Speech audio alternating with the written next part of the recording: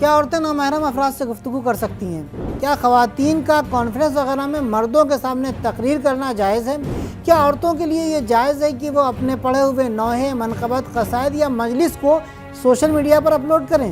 آئیے جانتے ہیں اس کا اسلامی نقطہ نگاہ اس ویڈیو میں۔ نقطہ نگاہ حوزہ علمیہ قم کی طلاب کی جانب سے نشر ہونے والا ایسا پروگرام ہے جس میں ہماری ہر بات مستند اور مستدل یعنی اوتھینٹک اور ریشنل ہوتی ہے، اور تمام پوائنٹس جو پیش کیے گئے ہیں ڈسکرپشن میں ان کے ریفرنسز موجود ہیں۔ اعوذ باللہ من الشیطان الرجیم، بسم اللہ الرحمن الرحیم۔ اگر ہم عراق، ایران اور لبنان کے سماج کا جائزہ لیں تو ہمیں ایک چیز بہت ہی واضح نظر آتی ہے، اور وہ یہ ہے کہ وہاں کے دیندار اور مذہبی کلچر میں خواتین نوحے، قصائد اور مجلسوں کو سوشل میڈیا پر نہیں پڑھتی ہیں اور نہ ہی اپلوڈ کرتی ہیں۔ وہیں دوسری طرف یہ چیز ہمارے کلچر میں بہت تیزی سے عام ہوتی جا رہی ہے۔ آخر اس کی وجہ کیا ہے؟ کیا ان ممالک کی خواتین کو اہل بیت سے محبت نہیں ہے؟ کیا وہ عزاداری نہیں کرتی ہیں؟ تو اس کی سب سے اہم وجہ وہ دینی حدیں اور شرطیں ہیں جس کی یہ خواتین رعایت کرتی ہیں۔ اس ویڈیو میں ہم انہی مسائل کو حل کرنے کی کوشش کریں گے اور اس کا اسلامی نقطہ نگاہ آپ کی خدمت میں پیش کریں گے۔ عام طور پر خواتین سوشل میڈیا پر جو چیزیں اپلوڈ کرتی ہیں وہ دو طرح کی ہوتی ہیں، ایک آواز، دوسرے میوزک۔ تو آئیے پہلے یہ جاننے کی کوشش کرتے ہیں کہ آواز کے سلسلے میں اسلام کا نقطہ نگاہ کیا ہے۔ خواتین سوشل میڈیا پر جو چیزیں ڈالتی ہیں وہ یا مجلس اور تقریر ہیں یا نوحہ، منقبت اور قصیدہ خوانی وغیرہ۔ اب شریعت میں اس کے پڑھنے کا کیا حکم ہے، اس کو جاننے کے لیے پہلے ہمیں دو سوالوں کے جواب لینا ضروری ہیں۔ پہلا سوال یہ ہے، کیا عورت کے لیے جائز ہے کہ وہ اپنی آواز کو نامحرم مرد کو سنائے؟ اسے شریعت میں اسماع کہا جاتا ہے۔ دوسرا سوال یہ ہے کہ کیا مرد کے لیے جائز ہے کہ وہ کسی نامحرم خاتون کی آواز کو سنے؟ فقہ اور شریعت کی اصطلاح میں اسے سماع یا استماع کہا جاتا ہے۔ تو آئیے پہلے دیکھ لیتے ہیں کہ مراجع اور فقہا ان دونوں سوالوں کا جواب کیا دیتے ہیں۔ تو شروع کرتے ہیں اپنے دوسرے سوال سے کہ کیا کسی مرد کا کسی نامحرم خاتون کی آواز کا سننا جائز ہے؟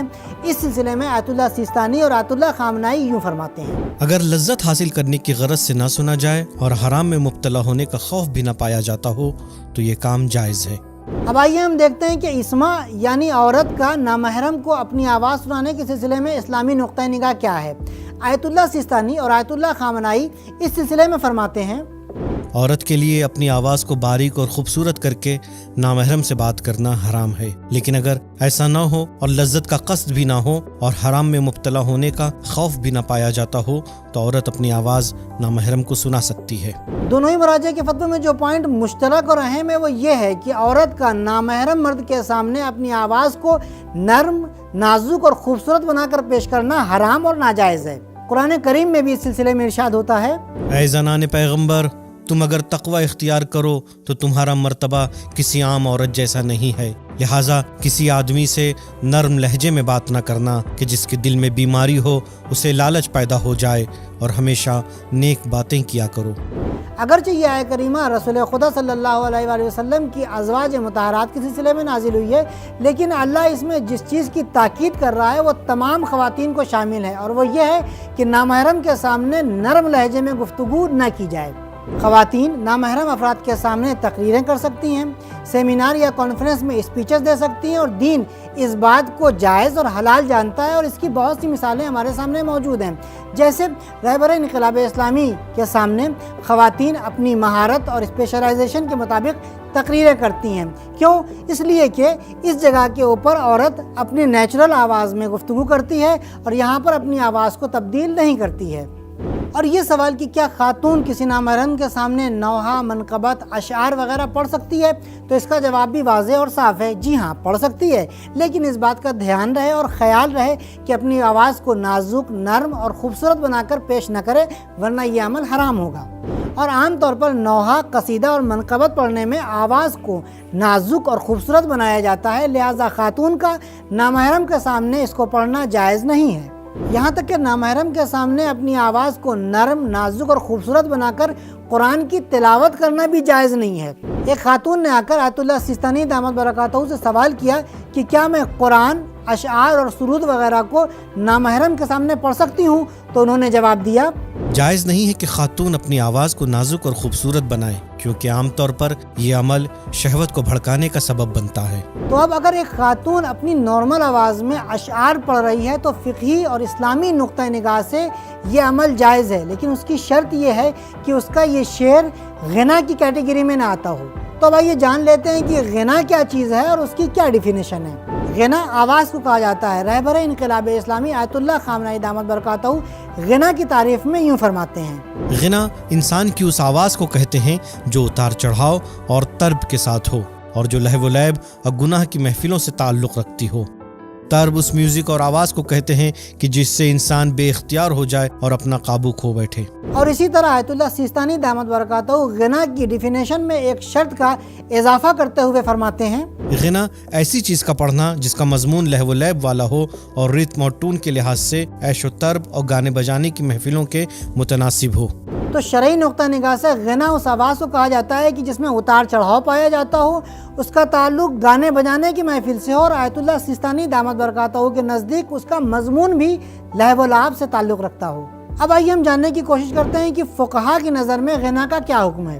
تمام فقہا کا اس بات کے اوپر اتفاق ہے کہ غنا کا پڑھنا اور سننا حرام ہے، اور اس بات میں کوئی فرق نہیں ہے کہ پڑھنے والا اور سننے والا مرد ہے یا عورت۔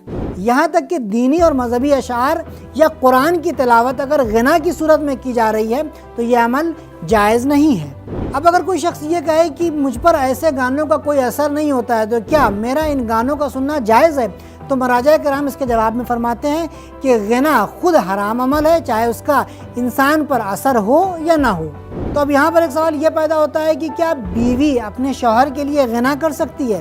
تو اس کے جواب میں آیت اللہ سیستانی اور آیت اللہ خامنہ دامت برکاتہما فرماتے ہیں کہ غنا ہر صورت میں حرام ہے، چاہے بیوی شوہر کے لیے کرے یا شوہر اپنی بیوی کے لیے۔ اب آئیے دیکھتے ہیں کہ غنا اور گانے بجانے کے سلسلے میں اہل بیت علیہ السلام کی روایات کیا کہتی ہیں۔ امام محمد باقر علیہ السلام غنا کی مذمت کرتے ہوئے یوں فرماتے ہیں، غنا ان چیزوں میں سے ہے جس کی سزا پروردگار نے جہنم کی آگ رکھی ہے۔ اس کے علاوہ امام صادق علیہ السلام فرماتے ہیں غنا سے بچو۔ اب آئیے ہم اپنی گفتگو کے دوسرے حصے یعنی میوزک کی طرف چلتے ہیں۔ اس سے پہلے کہ ہم آگے بڑھیں آپ کو بتا دیں کہ اگر آپ میوزک کے احکام کو جاننا چاہتے ہیں تو ہماری اس کلپ کو ضرور دیکھیں۔ دیکھیں، اسلامی نقطہ نگاہ سے میوزک دو طرح کی ہیں، کچھ میوزک حلال ہیں اور کچھ میوزک حرام ہیں۔ حرام میوزک کے لیے کچھ نشانیاں ہیں جو اس طرح ہیں۔ وہ میوزک جو انسان کو وجد اور مدہوشی میں لے کے آئے، یعنی اس کی باڈی میں موومنٹ ہو، یا میوزک ایسی ہو جو اس کی شہوت اور سیکشل ڈیزائر کو بھڑکائے، یا میوزک برائی کی جگہ پر استعمال ہوتی ہو جیسے ڈسکو یا حرام محفلوں میں استعمال ہوتی ہو جیسے ڈانس وغیرہ کے لیے، یا گانے کے الفاظ برے ہوں اور گمراہ کرنے والے ہوں، یا میوزک کی میلوڈی یا ٹیون ایسی ہو جس سے انسان اللہ سے غافل ہو جائے، یا انسان کو اس کی منزلت سے گراتا ہو جیسے میوزک ویڈیوز میں آئٹم گرل کا استعمال کرنا یا عورت کو آبجیکٹ کی طرح استعمال کرنا وغیرہ۔ ابھی تک ہم نے آپ کی خدمت میں حرام میوزک کی علامتیں اور اس کی نشانیاں بیان کی۔ اب آئیے دیکھتے ہیں کہ ہمارے مراجع کرام حرام میوزک کے سلسلے میں کیا فرماتے ہیں۔ آیت اللہ سیستانی دامت برکاتہ حرام میوزک کے سلسلے میں فرماتے ہیں، لہو و لیب اور عیاشی کی محفلوں سے مناسبت رکھنے والی میوزک کا سننا حرام ہے۔ اسی طرح سے آیت اللہ خامنہ حفظہ اللہ فرماتے ہیں، ہر وہ میوزک جسے عرف میں لہو و لیب جو راہ خدا سے گمراہ کرنے والی ہو اور عیاشی کی محفلوں سے مناسبت رکھنے والی میوزک کہا جاتا ہے وہ حرام ہے، اور اس میں کوئی فرق نہیں ہے کہ میوزک کلاسیکل ہے یا نان کلاسک۔ تو اب جس میوزک میں یہ خصوصیات نہیں پائی جائیں گی ان کے سننے میں کوئی حرج نہیں ہے۔ تو دوستوں، ابھی تک جو باتیں ہم نے آپ کی خدمت میں بیان کی، آئیے دیکھتے ہیں کہ اس کا کنکلوژن اور نتیجہ کیا نکلتا ہے۔ خواتین اپنی نارمل آواز میں نامحرم سے گفتگو کر سکتی ہیں، اس کے سامنے تقریر بھی کر سکتی ہیں۔ دوسری بات، چونکہ نوحہ، منقبت اور قصیدہ پڑھنے میں عام طور سے اپنی آواز کو نرم، نازک اور خوبصورت بنایا جاتا ہے، لہٰذا خاتون کے لیے جائز نہیں ہے کہ وہ نامحرم مرد کے سامنے اس عمل کو انجام دے۔ تو اب سوال یہ اٹھتا ہے کہ اگر یہ عمل جائز نہیں ہے اور حرام ہے تو کیا اسے سوشل میڈیا پر بھی اپلوڈ کیا جا سکتا ہے؟ تو اس کا جواب یہ ہے کہ یہ عمل بھی صحیح نہیں ہے۔ تیسری بات یہ کہ غنا اس آواز کو کہا جاتا ہے جس میں اتار چڑھاؤ پایا جاتا ہے اور اس کی ردم اور ٹون گانے بجانے اور لہو و لعب کی محفل سے تعلق رکھتی ہے۔ चौथी बात यह है कि गना का पढ़ना और सुनना दोनों ही हराम है, चाहे पढ़ने और सुनने वाले मर्द हों या औरत। पांचवी बात यह है कि अगर कोई शख्स गना की आवाज़ में मजहबी अशार पढ़ता है, कुरान की तिलावत करता है, तो उसका ये अमल जायज़ नहीं होगा। और छठी बात यह कि वीडियोस में जो म्यूज़िक इस्तेमाल हो रही है उसे हलाल होना चाहिए। तो दोस्तों, हमने आज की वीडियो में आपकी खिदमत में ख़वातीन के नौहा, मनक़बत और मजलिसों को सोशल मीडिया पर अपलोड करने के अहकाम बयान किए। हमने आपकी खिदमत में गना और म्यूज़िक के अहकाम भी बयान किए। इंशाअल्लाह नुक्ता निगाह में एक नए टॉपिक के साथ आपकी खिदमत में हाजिर होंगे। तब तक के लिए खुदा हाफिज़।